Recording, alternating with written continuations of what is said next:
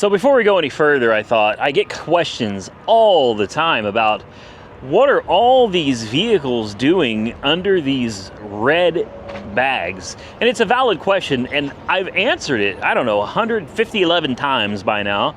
But people still want to know why all these cars and trucks and other things are underneath these red bags. Well, these are off limits. That should go without saying, right? If you came out here, I don't think you would be pulling the bags off and, checking out what's underneath these car covers here, because obviously they don't want you messing around with any of this. So I am not going to be pulling these back and showing you. I'm just walking through.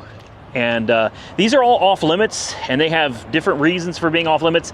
Sometimes after accidents, these cars get brought here and they're basically just stored until insurance companies can come out and take a closer look. Sometimes they need to get access to the black box that tells you, how fast they were going before the impact, were the brakes applied. There's a lot of information stored in the black boxes of these cars before and as you have an accident. So insurance companies, also law enforcement, will use that information to try to figure out who's at fault, what happened in a given accident. So there could also be evidence inside these cars. Believe it or not all cars get taken to a police department and held at the local police station for inspections for forensic evidence. Sometimes they do have these things transported to the auction here, where they are then covered in these bags. They usually have hold put on these. These are not for sale. These are not to be touched by anybody under any circumstances, and they stay under these bags so that police or insurance or whoever else may be interested